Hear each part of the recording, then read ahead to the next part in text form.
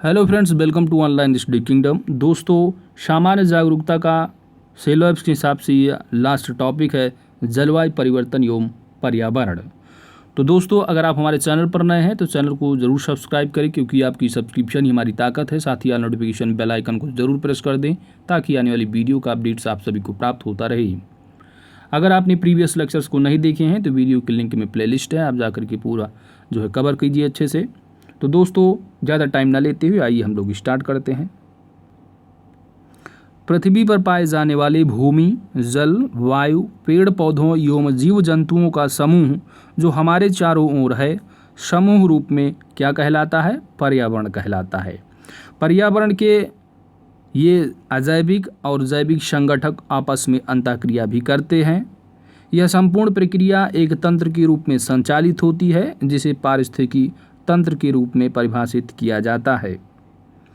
पर्यावरण संरक्षण अधिनियम पूछा जाता है एग्जाम में, किस ईयर का है तो याद रखना है, पर्यावरण संरक्षण अधिनियम 1986। इसके अनुसार पर्यावरण किसी जीव के चारों तरफ घिरे भौतिक एवं जैविक दशाएं और उनकी साथ अंतःक्रिया को सम्मिलित करता है। ध्यातव्य है कि परि और आवरण शब्दों को जोड़ने पर पर्यावरण शब्द की उत्पत्ति होती है। अतः पर्यावरण का शाब्दिक अर्थ होता है जो आवरण हमारे चारों ओर से घेरे हुए हैं। ठीक है, परि का मतलब होता है चारों ओर, आवरण का मतलब घेराव। ठीक है, तो चारों ओर से जो हमको घेरे हुए हैं क्या है? पर्यावरण है। आगे चलते हैं। पर्यावरण एक अविभाज्य समष्टि है तथा जैविक एवं अजैविक तत्वों वाले पारस्परिक क्रियाशील तंत्रों से इसकी रचना होती है। पर्यावरण में 3 संगठक हैं।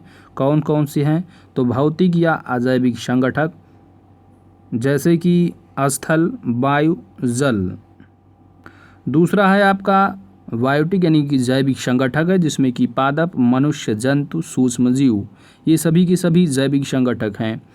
ऊर्जा संगठक में सौरिक ऊर्जा एवं भूतापीय ऊर्जा। अतः पर्यावरण कई संगठनों से निर्मित एक संरचना है और यह सभी जैविक और अजैविक अवयवों का सम्मिश्रण है जो जीवों को चारों ओर से प्रभावित करता है। पर्यावरण के कुछ कारक संसाधन के रूप में कार्य करते हैं तथा कुछ कारक नियंत्रक के रूप में भी कार्य करते हैं। पर्यावरण को बृहत एवं लघु स्तर पर समझा जा सकता है। इसके साथ ही क्षेत्रीय तथा भूमंडलीय स्तर पर भी पर्यावरण में विभिन्नताएं पाई जाती हैं। जलवायु परिवर्तन एवं पर्यावरण। तो पर्यावरण से संबंधित महत्वपूर्ण तथ्य जो है वो निम्नलिखित हैं। प्राकृतिक वनस्पति जलवायु का वह सही सूचकांक है तथा वातावरण में कार्बन डाइऑक्साइड की बढ़ती मात्रा से हो रहे जलवायु परिवर्तन से प्राकृतिक वनस्पति में भी परिवर्तन हो रहे हैं। जलप्रिय पौधे कौन से हैं? तो जलप्रिय पौधे वे पौधे होते हैं जो जल में, दलदली भूमि में या तालाबों के किनारे पाए जाते हैं। जलवायु की आर्द्रता कम होने पर इनका जो क्षरण है वह होने लगता है। तो जलप्रिय पौधे जैसे कि वाटर लिली। Eco mark. तो इको मार्क क्या है? तो यह प्रमाण पत्र उन भारतीय उत्पादों को दिया जाता है जो पर्यावरण के प्रति मैत्रीपूर्ण हो। यह प्रमाण पत्र ब्यूरो ऑफ इंडियन स्टैंडर्ड्स द्वारा वर्ष 1991 से दिया जा रहा है। नेक्स्ट पॉइंट है अति नगरीकरण और औद्योगिकरण संतुलित विकास पर्यावरण एवं पारिस्थितिकी तथा जैव विविधता के संरक्षण इन तीनों के लिए हानिकारक हैं। नेक्स्ट पॉइंट है आपका WM एडम्स। तो हरित विकास यानी ग्रीन डेवलपमेंट जो पुस्तक है वह किसके द्वारा लिखी गई है? WM एडम्स के द्वारा। और इसका जो पूरा नाम है वह है green development, environment and sustainability in a developing world. इस पुस्तक का पहला संस्करण वर्ष 1990 ईस्वी में प्रकाशित हुआ था। एल्सवर्थ हटिंगटन द्वारा लिखित पुस्तक का नाम क्या है? तो सिविलाइजेशन एंड क्लाइमेट, जिसका प्रथम प्रकाशन वर्ष 1915 में हुआ था। प्राकृतिक कृषि के अन्वेषक मसानोबु फुकुओका हैं। कौन है प्राकृतिक कृषि के अन्वेषक? इन्वेंटर जो हैं वो हैं मसानोबु फुकाओको, जो कि एक जापानी किसान एवं दार्शनिक थे। पर्यावरण संरक्षण के लिए 17 से 24 वर्ष की 15,000 युवाओं को नियुक्त करने के उद्देश्य से ऑस्ट्रेलिया ने ग्रीन आर्मी को लॉन्च किया था। ऑस्ट्रेलियाई सरकार ने इस कार्यक्रम हेतु $360 मिलियन आवंटित किए हैं, जिससे प्रतिवर्ष 500 परियोजनाओं को सहायता प्रदान की जाएगी। नेक्स्ट पॉइंट है पलाचीमाड़ा। तो पलाचीमाड़ा दक्षिण भारतीय राज्य केरल के पलक्कड़ जिले में अवस्थित एक छोटा सा गांव है। कोका कोला कंपनी ने यहाँ अपनी इकाई स्थापित की है, जिससे बड़े पैमाने पर इस क्षेत्र के जल का दोहन करने के कारण यहाँ का जो पर्यावरण है उसकी भारी क्षति हुई है। पंजाब के मार्कफेड और इजराइल के शयाग के बीच 21 अप्रैल 2001 को हुए एक समझौते के तहत पंजाब में ग्रीन हाउस कृषि के माध्यम से सब्जियां उगाई गई हैं।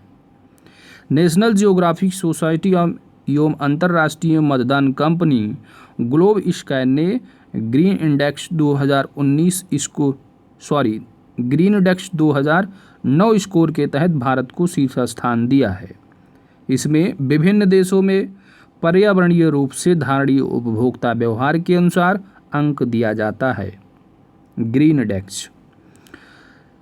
नेक्स्ट पॉइंट है ग्रीन इंडेक्स 2014 के स्कोर के अनुसार भी भारत इस संदर्भ में प्रथम स्थान पर बना हुआ है। भारत में कृषि के पर्यावरण अनुकूल दीर्घ अस्थायी विकास के लिए एक मिश्र सेशन कार्बनिक खादें, नाइट्रोजन यौगिकीकर पौधे और कीट प्रतिरोध शस्य किस्मों का प्रयोग सर्वश्रेष्ठ है।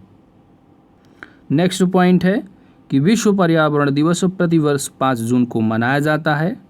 प्रथम विश्व पर्यावरण दिवस वर्ष 1973 में मनाया गया था। उल्लेखनीय है कि स्टॉकहोम अंतर्राष्ट्रीय शिखर सम्मेलन वर्ष 1972 में आयोजित किया गया था।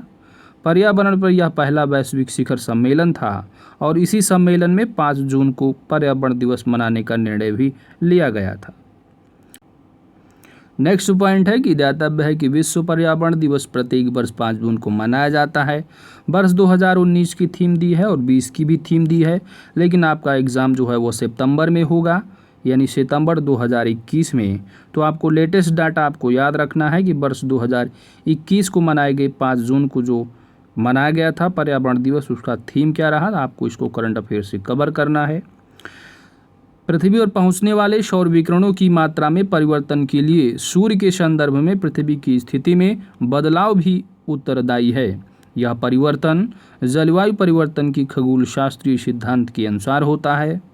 वैज्ञानिक इस सिद्धांत को मिलानकोविच परिकल्पना भी कहते हैं। उल्लेखनीय है कि मिलुटिन मिलानकोविच सर्बिया के खगोलविद थे। नेक्स्ट पॉइंट है मिलुटिन मिलानकोविच ने जलवायु परिवर्तन से संबंधित सिद्धांत दिए, जो कि पृथ्वी की लंबी अवधि की कक्षीय स्थिति से संबंधित है। इन्हीं सिद्धांतों को ही जलवायु परिवर्तन के खगोलीय सिद्धांत के रूप में मान्यता प्राप्त है। पृथ्वी की कक्षा की उत्केंद्रता, पृथ्वी की घूर्णन अक्ष की निर्यकता, विषुवयन इस सिद्धांत के अंग है। वहीं दूसरी ओर सौर किरणित ऊर्जा इस सिद्धांत से संबंधित नहीं है।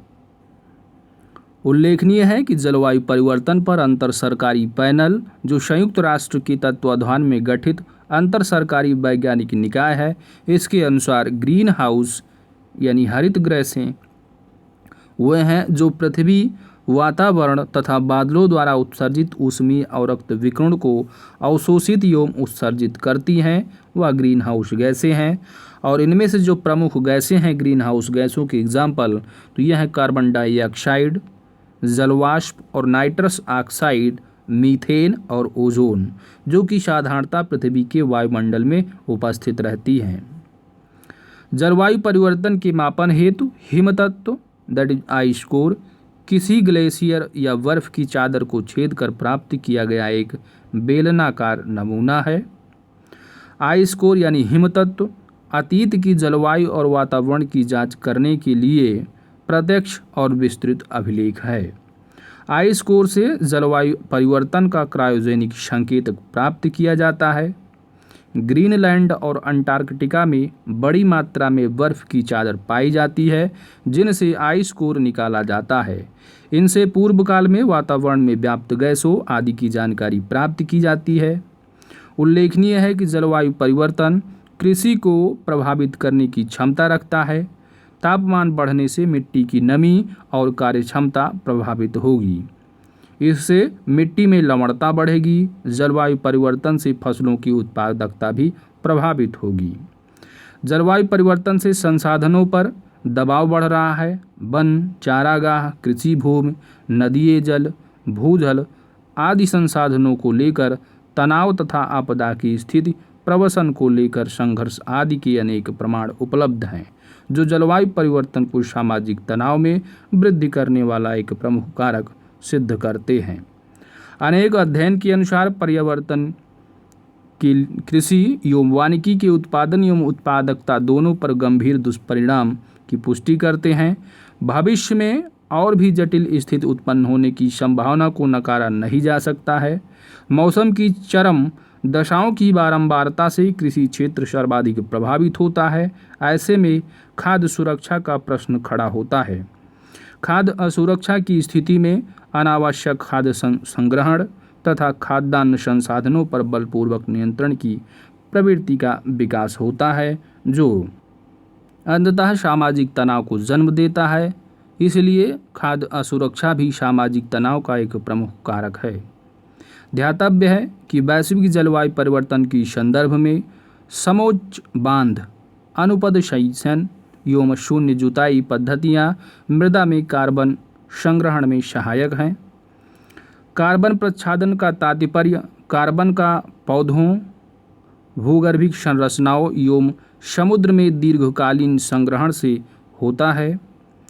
कार्बन डाइऑक्साइड के मानबोध भी उत्सर्जनों के कारण आसन्न भूमंडलीय तापन के न्यूनीकरण के संदर्भ में कार्बन प्रच्छादन हेतु परिव्यक्त एवं गैर लाभकारी कोयला संस्तर, निःशेष तेल एवं गैस भंडार तथा भूमिगत गंभीर लवणीय जल समूह संभावित स्थान हो सकते हैं। वर्तमान में यानी नवीनतम आंकड़े 2019 के अनुसार कार्बन डाइऑक्साइड के उत्सर्जन में सर्वाधिक योगदान करने वाला कंट्री है वो है चाइना। विश्व के कुल CO2 उत्सर्जन का लगभग 29% जो चाइना वो उत्सर्जित करता है। संयुक्त राज्य अमेरिका उसके बाद 16% के साथ दूसरे स्थान पर है, जबकि अपना भारत 7% के साथ तीसरे स्थान पर और रसिया 5% के साथ चौथे स्थान पर, जबकि जापान 4% के साथ 5वें स्थान पर बना है। चीन विश्व का सबसे बड़ा ग्लोबल कार्बन उत्सर्जक देश है।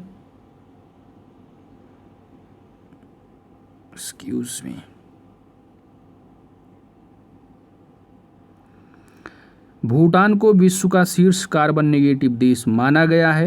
एशिया पैसिफिक संघ दैट इज एपेक, इसकी जनसंख्या जो है वह विश्व की कुल जनसंख्या का 41% है और यह विश्व के कुल ऊर्जा उपयोग के 48% का उपयोग करते हैं।